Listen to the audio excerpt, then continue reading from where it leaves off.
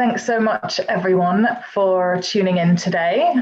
Welcome to the second one in this Vision 2025 We Make the Future webinar series. Some really quick housekeeping. We are recording today's conversation.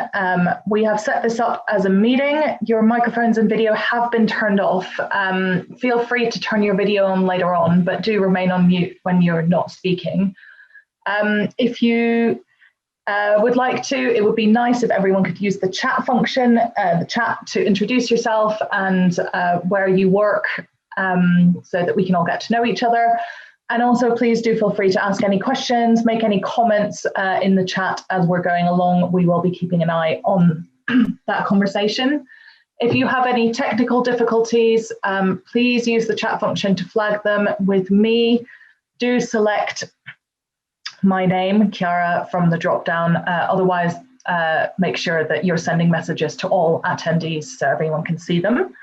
If you'd like to join the conversation on socials, you can use the hashtag Vision 2025 and Creative Climate Action. We're at Event Vision 2025, at Julie's Bicycle, at Paul Schurink, and at Live Nation UK.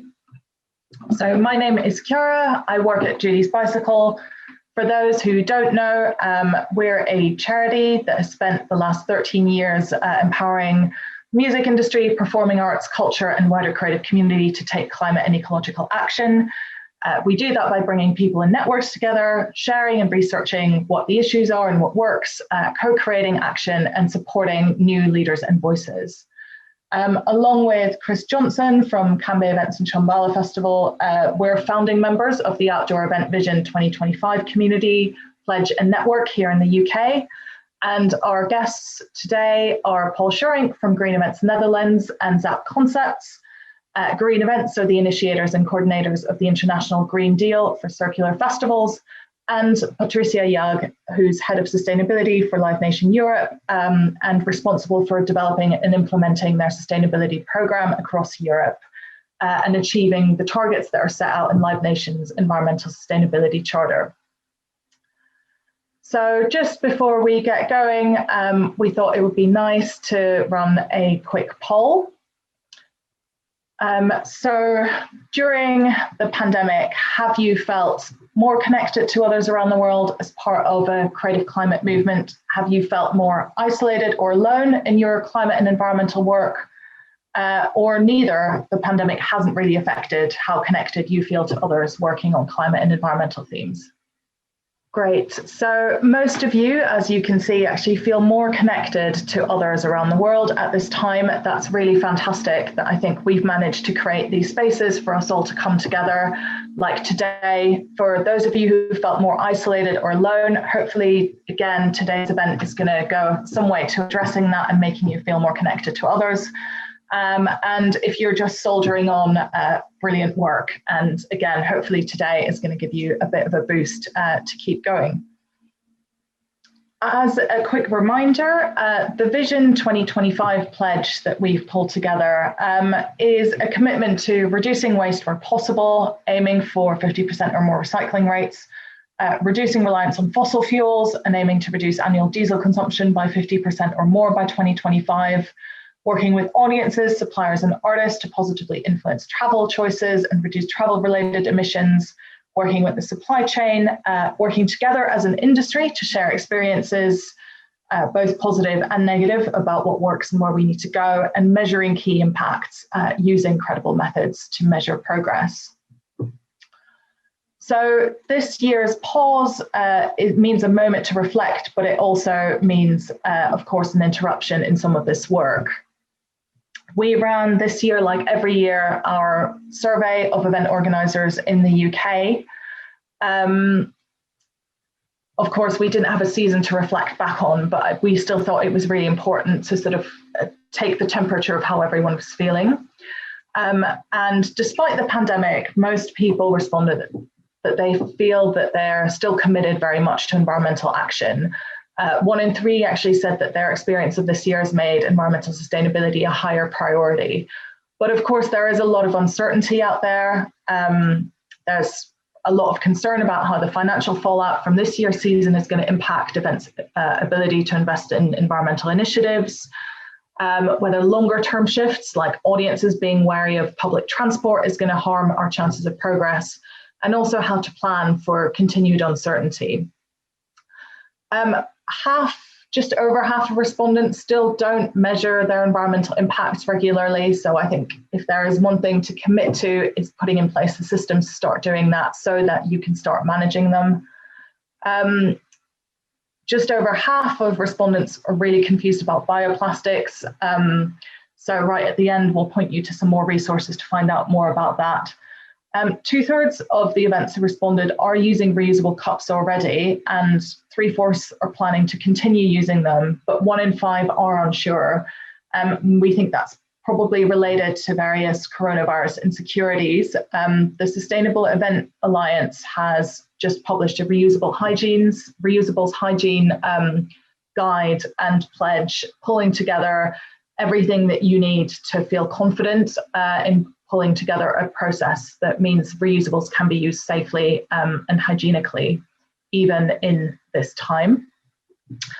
And the main driver of sustainability, above all else, for 4 and 5 events is still the internal commitment of the company, the staff, or the festival team.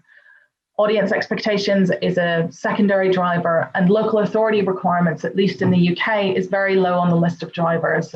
So we're still waiting for those climate emergency declarations from local councils to translate into policy drivers on the ground.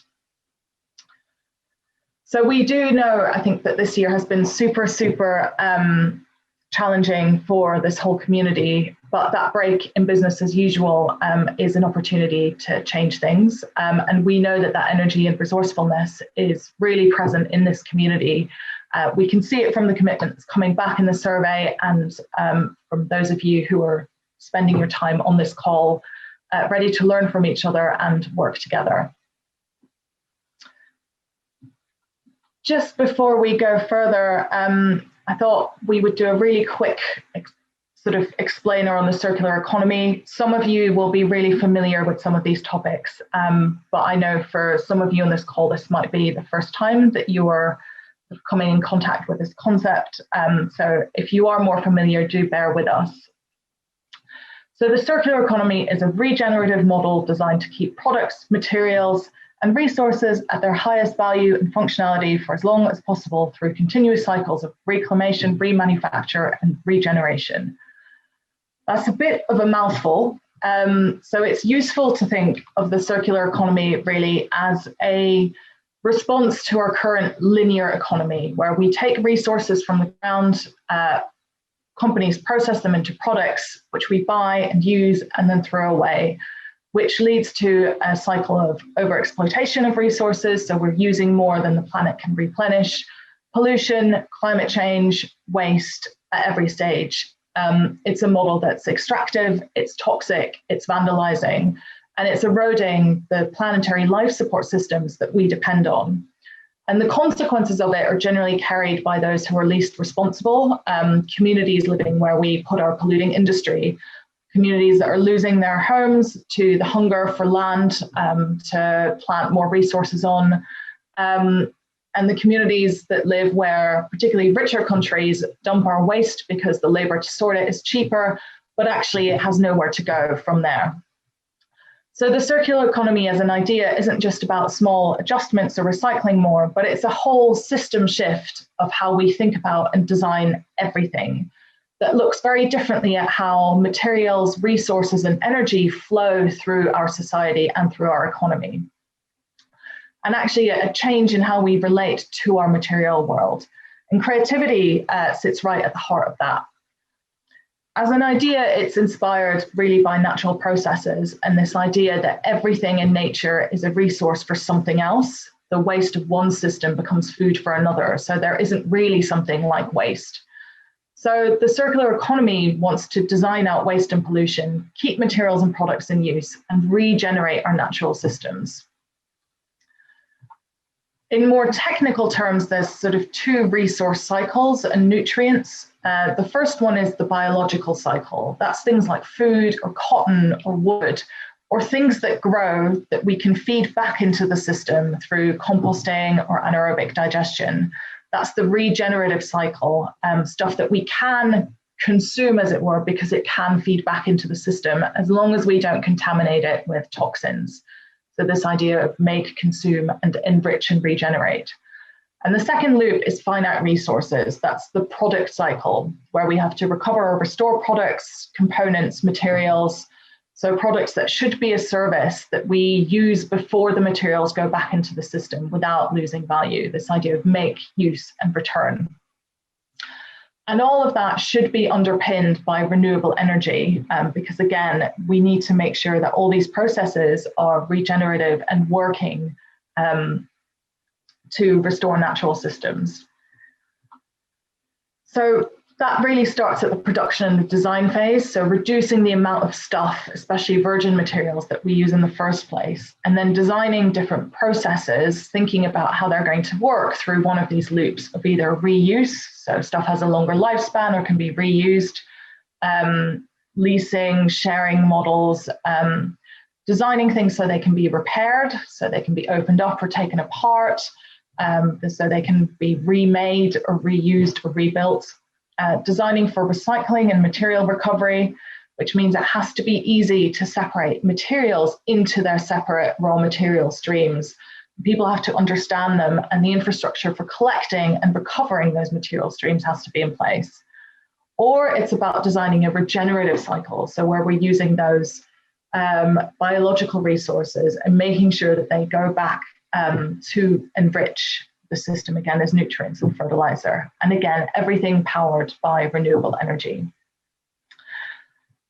So I'll hand over to Paul and Patricia in a second to talk a bit about how they're making that work in practice. But I thought to sort of support that as well, I'll also cycle through 3 really brief examples that really show the breadth of what we can mean by the circular economy.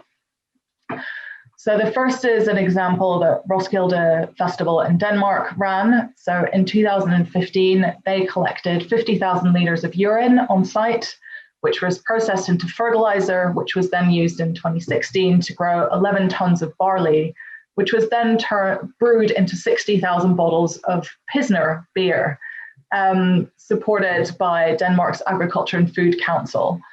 And so that urine that was collected replaced the animal fertilizers or the factory-made nutrients that would usually be used, and it captured them to feed back into the system of creating more beer. A second example, which we worked on actually together with Festival Republic and Competent, was through an Innovate UK design grant project, looking at some of the issues and challenges around tents that are left behind at festivals that are hard or even impossible to recycle. So Competent led this project, interviewing waste contractors, looking at on-site waste handling, creating different maps of waste streams at festivals. We did a life cycle analysis of the production, transport, use and disposal of tents. And then through design workshops with different festival teams, waste contractors, engineers and manufacturers, the project looked at different tent-specific products and services to try and solve issues around behaviour, welfare, waste. So again, looking beyond just figuring out how to deal with the waste at the end of the process, but actually looking at what are the points at which you can make a change that might address some of the root causes of the issue. Things like, can we offer tents as a service? So tents are rented on site.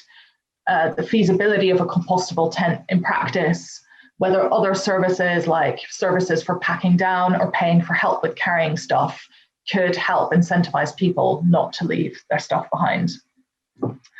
And then from a very different part of the event supply chain, D&B, who are one of the sort of Europe's foremost manufacturers of PA systems, they have just launched their first sort of certified pre-owned and remanufactured speaker.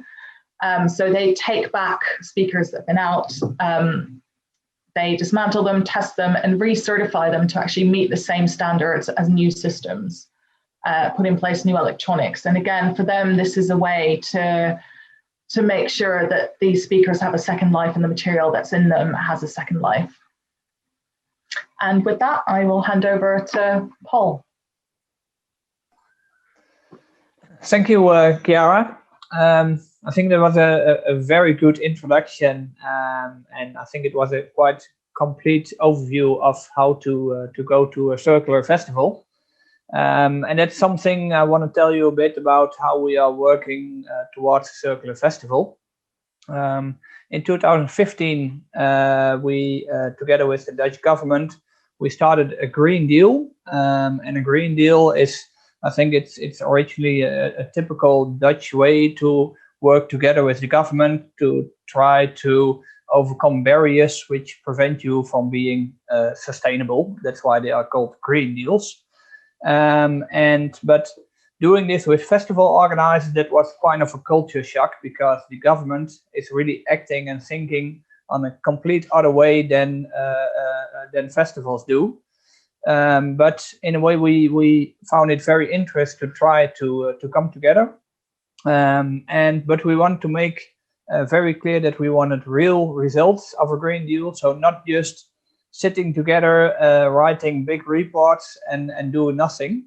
So really wanted to have a good, tangible results of this Green Deal. And as it was a Green Deal waste-free festivals, we focused on how to reduce the waste, and we set goals to, let's say, go for 50% reduction. So we started all kinds of projects, all different projects with, I think we were with 12 or 13 festivals. We did a very accurate measurements on the waste streams. And after the first year, we were completely disappointed, because there was not any relation between the results and the projects we've done. So that really, we were, let's say, in kind of a crisis. We really put on efforts. The projects were a success, but the results didn't show what we expected. And then we start thinking, okay, what's going on? And then at a certain moment, together with all these people and with some real experts from the government, we came to the idea that if you are treating waste as waste, you will never get rid of the problem. So we started to think the complete other way around, and we did not call it waste, but we called it a resource. And you should use a resource over and over again. And that means that we shouldn't focus too much on waste processing, waste companies, but we really should look to the purchase side of a festival. What comes in your festival? And ideally, every piece of hardware which comes in your festival should leave your festival as a product and not as waste. So that completely changed our mindset. We even renamed the Green Deal from waste-free festivals into Green Deal resource-rich festivals. And that was good, because then we had a real clash with the Dutch government, because it's impossible to change the name of a Green Deal during the deal. And we said, well, we will have to do this. But that's good that also the government, they didn't even were prepared to see that we really had this mind shift. So after 3 years, we came to the end of the project, and we really had some very good results. Really, festivals like Digital Festival in Amsterdam, they had up to 80% of their waste reduction, because we reused everything. And then we said, well, we have to do this even better. And then we started to involve also the suppliers. And at first time we did that with the cups. Everyone knows the problem on the festival. At the end of the festival, everyone is walking in a sea of cups, and that's really a very tangible aspect of being not sustainable. So we said, well, let's first try to make a fully circular cup system. And we were first looking to what type of cups do we need, what type of plastic, or do we need metal cups or whatever. And also at that time we found out that it doesn't matter what the material of your cups is, but it's really the system you use. You should have a circular cup system, and you don't have circular cups, but your system makes that your cup is circular. So we started a new project. It was called Plastic Promise, and together with some festivals of the Green Deal, but also some other additional festivals, and lots of the breweries and the beverage suppliers. We worked together on a cup system. And at the end, we came to two systems, one hard cup system, where a hard cup is being used, cleaned, and reused again.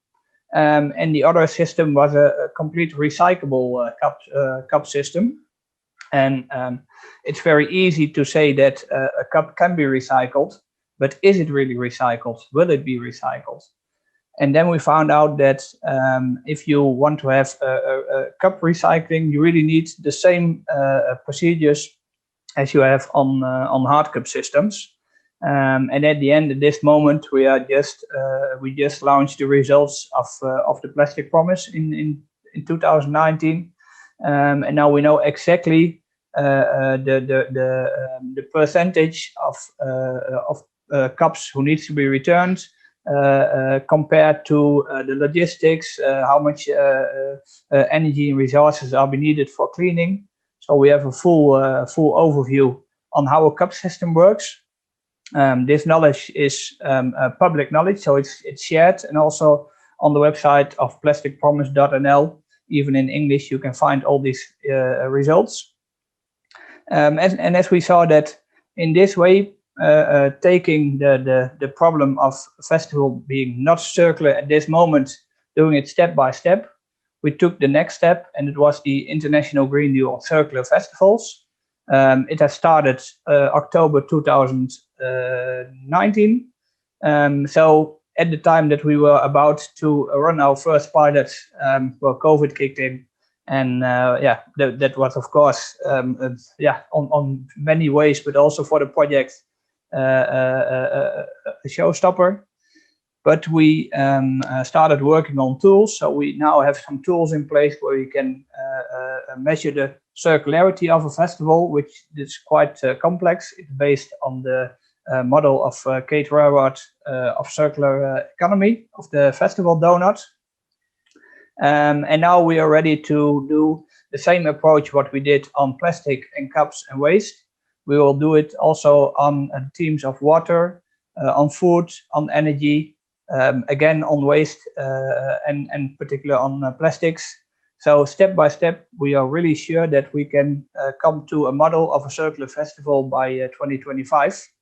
And I think making the connection between government and festival organizers and suppliers, that together allows you to change the system into a circular system, and that will give the real results.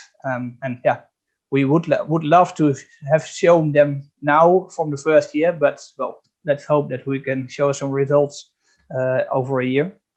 That's how we work on with Green Deals in circularity.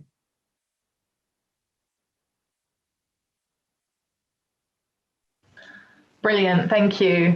Did you want to show the picture? I can. Yeah. Yes.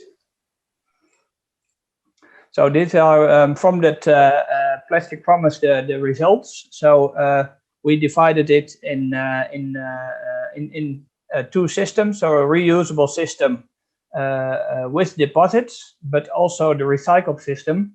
It only works if you work also with deposits. Though just thinking that I use recyclable cups and I don't change anything on a system will not give you any results. So even with a recycling system, you need a deposit in place. And you can also do some post-separation, because the recycled stream of cups should be very clean. So if people really don't hand over the cups back to the bar or any other point, but just throw them on the ground and you do post-separation, it's very hard. So you really should have a system in place which is very precise to be sure that the cups come back, even with the recycled system. And the second sheet. And this is if you have the two systems in place. You will see that the result of the system is depending on different impact factors. So here you will see from the hard cup system and from the soft cup system the factors who has the biggest impact. So based on that, if you are working on a system, just implementing a circular cup system doesn't mean that you're ready. Also, you have to improve the system and you have to improve the results. Based on all the results of the pilots and compared in a life cycle analysis, we came to this overview, which shows you exactly what parts of the process you really should focus on in order to be sure that your cup system really becomes circular. So all this kind of, we think, very simple information is shared so that you don't have to reinvent the wheel. And of course, you can also get in touch to get more advice on your particular festival or your situation. Brilliant. Thank you so much for the overview, Paul. We've got a few questions coming through, so I'm going to gather them and I think we'll come back to them in a moment.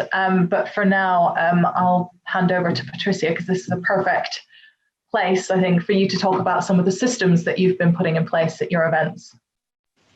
Yes, absolutely. Well, thank you, Chiara, for inviting me. Thank you, Paul, also for sharing with me this panel.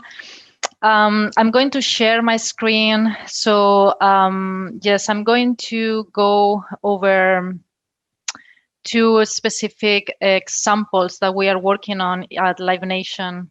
Oh, hold on, this is not working. Okay. In which we are implementing circularity. But first, I would like to give an introduction of Green Nation, our plastic commitments and the hierarchy. So last year in May, Live Nation published a environmental sustainability charter in which, among various targets, we committed to phase out the sale of single-use plastics by 2021, meaning next year.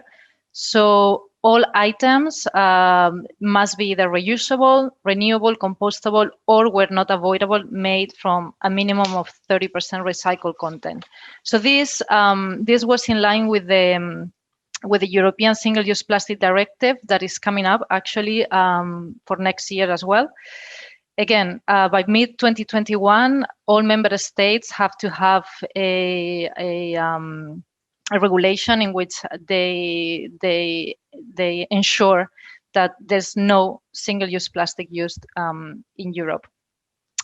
So based on this target, we have of course a hierarchy of plastics. So when we are deciding what type of plastics we are going to use, so first we have to prioritize reuse over single use, renewable over finite resources, for example, paper over aluminium.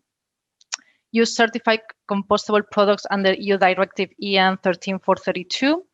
And in case, as I said, where the plastic is unavoidable, it has to have at least 30% rPET content. So going back to the topic that we are discussing today, so and going back to Chiara's introduction, so what is circularity? So we can summarize circularity in 3 points. So one is eliminate waste. And as Paul was saying, like, don't consider waste as something to throw. It's actually, waste should be considered a resource. The second one is retain material value. One of the problems with single-use plastic is we just eliminate the value of the plastic. That's why we throw it away. Like, we think it doesn't have any value, so it's thrown away, sometimes recycled, many times not. And the third one, regenerate natural systems. Now, the reason why I highlighted 1 and 2 only, and not 3. 3 is super important, but I highlighted 1 and 2 because those are the examples I'm going to give that we are working on at Live Nation. So, and this definition you can find from the Ellen MacArthur Foundation. They have a lot of resources on circularity, papers, guidelines. If you are really interested in this topic, do not hesitate to visit their website. Okay, so the two examples I'm going to give, one is from the UK and the other one is from Belgium. From the UK, it's on eliminating waste. And this was done last year at 4 festivals: Download, Creamfields, Wireless, and Community. And then the second one I'm going to touch upon is about retaining material value. And that's it's going to be made at Rock Vector, which is in Belgium. So, okay, so I'll start with the trial that we did in the UK festivals. So this was an opportunity. So what we did, it was trialing post-mix dispense units at bars, meaning instead of mixing the soft drinks, we had a draft behind the bars to pour the soft drink. So in this way, we cut out completely the plastic waste stream that was produced behind the bars. It was also a way to successfully implement any circular cup system that we had, in this case with paper cups. So because sometimes that's the problem, in many cases we are using reusable cups, but when we have to pour the soft drinks, then we have the plastic from the soft drinks. So in this way was a system that just cut out all the plastic waste. So basically, none of the traders in these festivals sold any soft drinks, or only water bottles. So everything else was coming from these mixed dispensers at the bars. This was an initiative from D&J Catering, meaning that we were working with our own suppliers. And so we did this trial in 2019 in these 4 festivals, and the result was so positive. I mean, we were able to reduce our plastic bottles at the event by half. So it was so positive that now we want to roll out this program in all the festivals in the UK. So yeah, so that's the example from the UK. The second example I want to discuss with you, it's, as I mentioned at the beginning of my introduction, is a Rock Vector. So Rock Vector, they did they have implemented a cradle-to-cradle system, RPET system. And before getting there, I'm going to give you a background of why Rock Vector has rolled out or completely changed their current system. So in 2019, Rock Vector, they used single-use PP cups. It was an open-loop recycling. They were sent to recycle. And here you can see the recycling rates. So 82% for the cups and 67% for the bottles. Now, also in response to the European single-use cup directive, the Belgian government, they published a new law in which they asked that all the events had to recycle had to have a recycling rate of minimum 90%. And this, together with our Live Nation policy of no single-use plastic, pushed the festival to rethink their system. So basically, they have a double goal in mind for the new strategy. So one, to address the new Belgian legislation, to have a recycling rate of 90%, and the second one, to have a closed loop recycling and to retain the value of the material or the plastic. So their strategy was for 2020. Well, in this case, will be 2021. So their cups will be RPET, minimum 80% recycled material, plus RPET bottles, and both collected together. And then by 2021, with that material collected, they will be able to reach between 90 and 100% recycled material. So how they did this? So the first thing that they had to do is to, of course, analyze the system. So this is what Paul was saying. It's not about the cups per se, it's about the system that you have in place. You can have a reusable cup system and still not being very sustainable, but you can also have a single-use plastic cup, but being, if the system is robust enough and you ensure the that the recyclability of the material is high, then it can be actually very sustainable. So they carry out an LCA. For those that are not familiar with an LCA, is a life cycle assessment in which you take into consideration all the cycles of the product, from extraction of the material to the end of life, including usage, transportation. So in this case, they looked at climate change, right? So the conclusion was that for their type of event, the least negative environmental impact will be to collect the cups and close the recycling system. So to have basically a cradle to cradle system. So how they achieved this?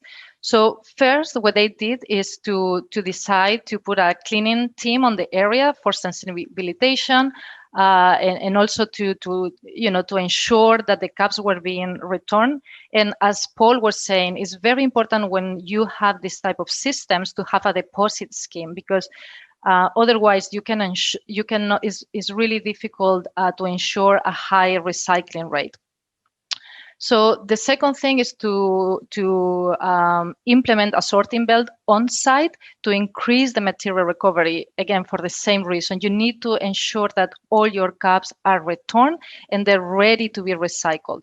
Sometimes, as you know, or many of you know, the waste can get contaminated, and then that means that any effort that you are doing is, it's not going to be successful. So in this case, having a sorting belt on site can help to ensure that collected cups and bottles are ready to be recycled. Then the third one, they redesigned the waste bins, and that's the picture that you have here.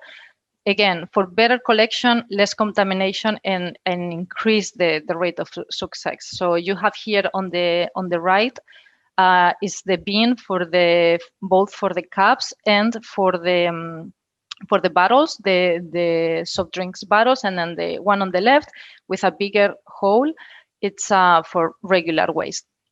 Now, something that I forgot to mention. In 2019, the festival, they had PP cups, right? So they had the challenge in which they had two types of plastics. They had PP for the cups, but then they had PET for the bottles.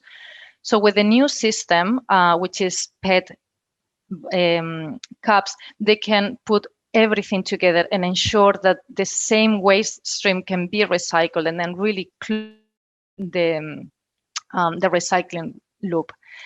And then the fourth one, which is very important, is to involve the brands.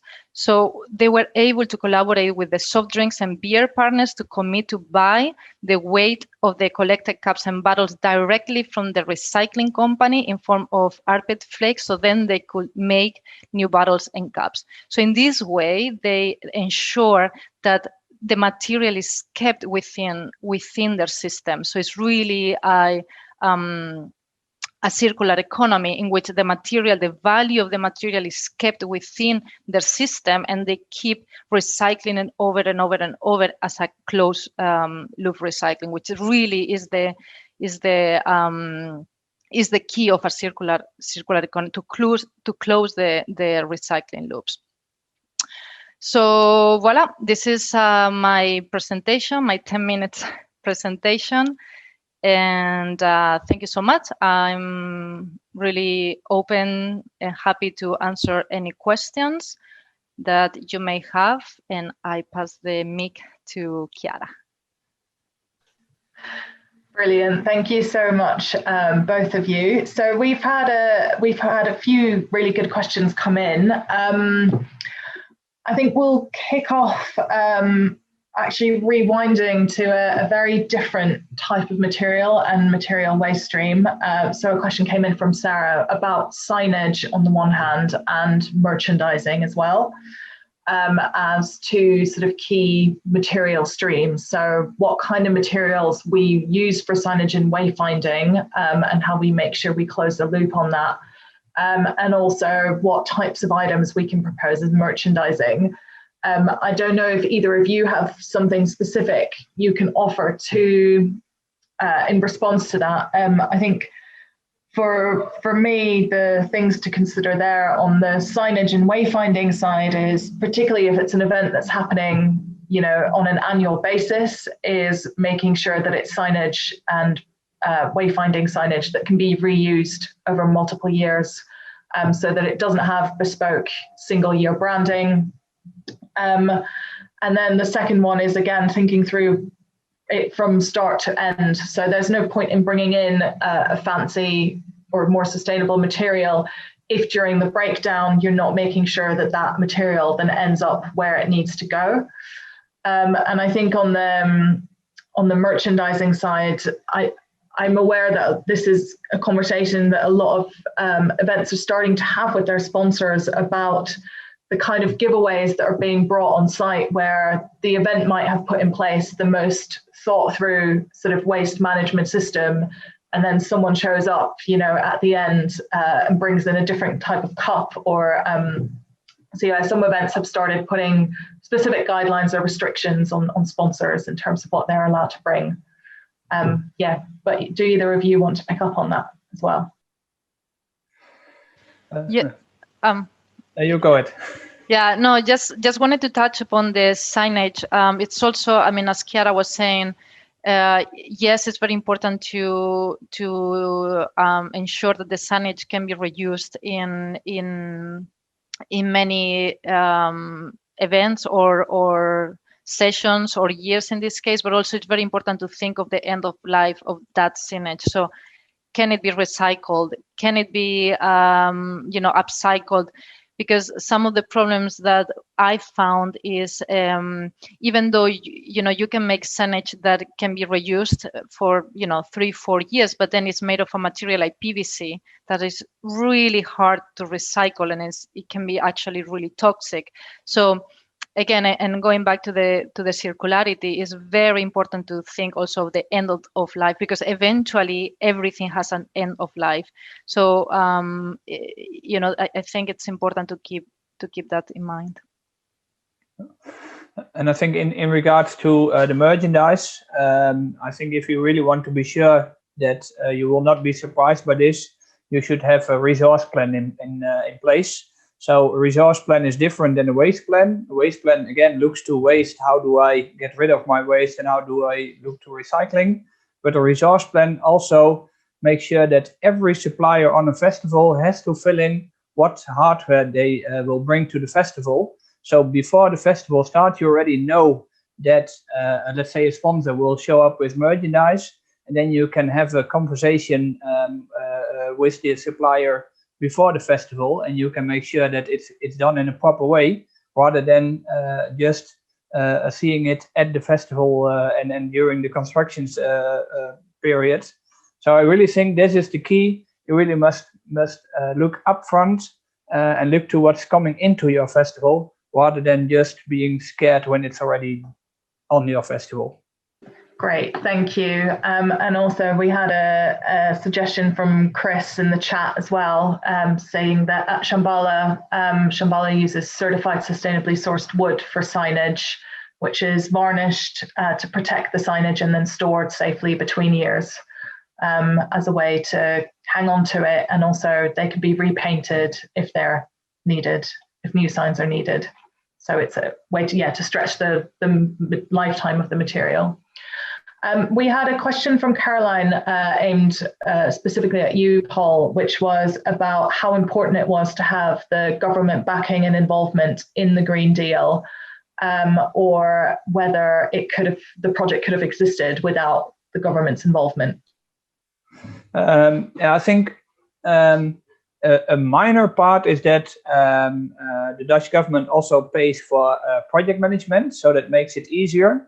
But I think that's really a minor problem because we have so many festivals. So if you should split those costs, it's really a very small part. But what is important is that if you are an official body backed up by the government, all partners, they really take you serious. So if you go to local governments to talk about space for experiments, to let's say do things which are normally forbidden, but you want to do it in an experiment, it's quite easy to get approval for that.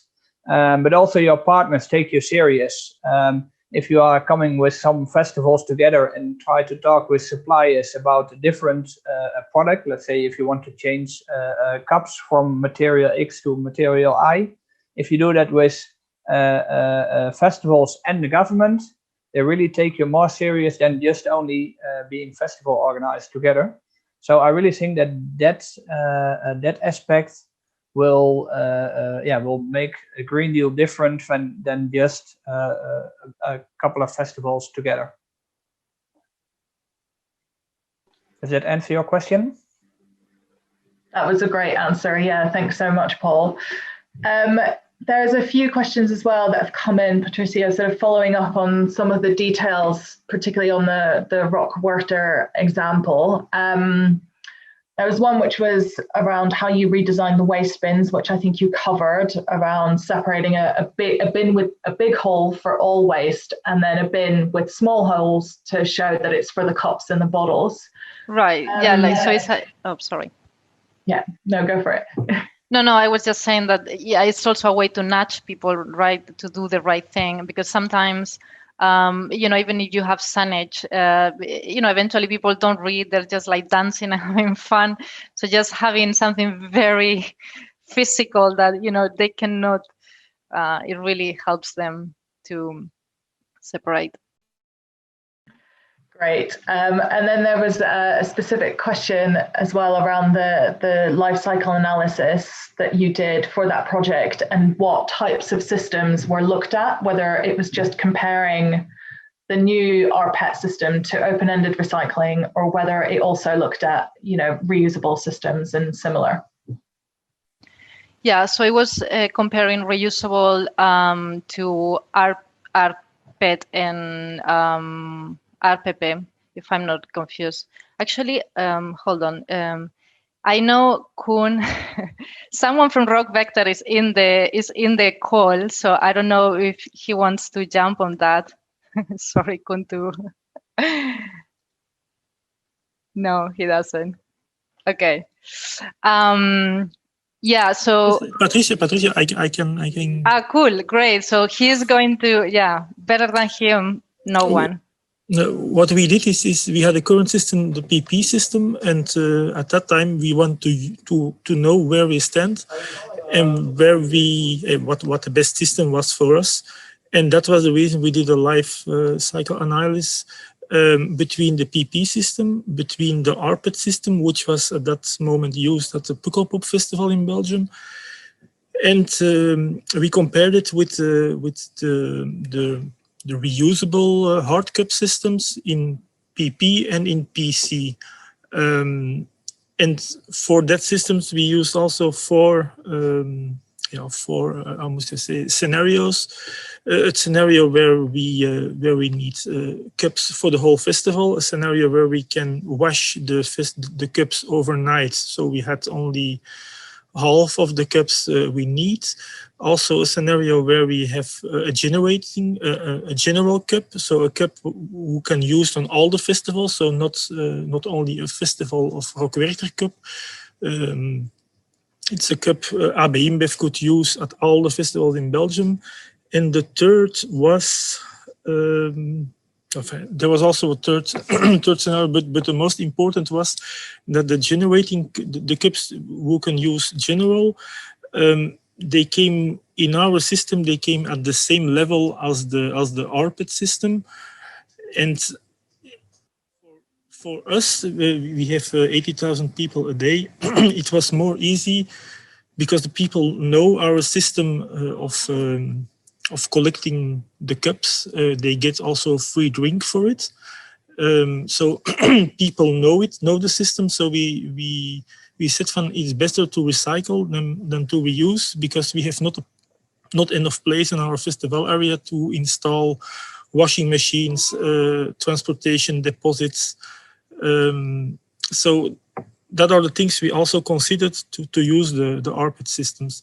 What we also said in that system, and also with our governmental organizations, was when you have smaller events, maybe it's better to use the hard cup system, but it depends of how big your festival is, how many consumption there is of beer. So that's where all things we take in charge of those LCA.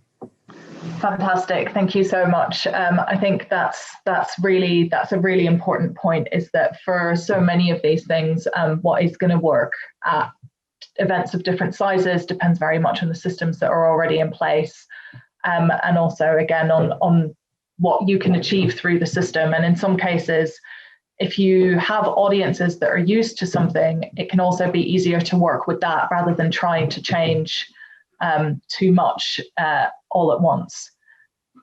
Paul, I see you've unmuted yourself. I don't know if you wanted to add something. Yeah, exactly. All these typical differences between festivals, also within the Green Deal, whether it's the waste-free festival or the circular festivals, we capture those into toolkits, so they can be found online. We're currently working on the website of the International Green Deal, and the results of the Green Deal waste-free festivals, they can be found on the website of Green Events. So there you can download all those toolkits for free. So then you don't have to reinvent the wheel for yourself, but you can first look through this toolkit, and then you can start implementing them, or ask some advice around you. But I think please first take a look to those sites. And I think also on Julie's Bicycle, there are so many organizations who do have this information in place. And I think we just have to be sure that we all add them together, that we don't reinvent the wheel again and again. But this is really the way how we have to work forwards towards a circular festival. Fantastic. Thank you so much, Paul. Actually, on that note, I might share a couple of things just before we move on. Just again, in terms of thinking about, there is so much help out there. There's here in the UK, there's the Show Must Go On report. If you haven't read it, please do look on the Vision 2025 website. There's a huge list of resources. There's the Green Events website. Again, lots of resources on there, and the Green Deal Circular Festivals. We'll send around links to that and the Plastic Promise website after this as well. You know, consultancies, whether that's Hope Solutions, whether it's Zap Concepts, whether it's Chris Johnson or Greener Festival, or Julie's Bicycle. And then also just coming back to the issue of reusables at events. So this is the Sustainable Event Alliance best practice guidelines that they've put out about reusables hygiene at events, just pulling together, again, all of this knowledge around, we don't have to revert back to single-use systems where you've successfully shifted just because of coronavirus. It is possible to run these reuse systems in a way that's hygienic and safe. And also, if you're confused about bioplastics, I highly encourage you, especially if you're in the UK, to read these two resources from WRAP that really just explain all the differences between plastics that are made from bio-based materials, but that aren't actually compostable, plastics that are compostable but have to get to the right place to actually be composted.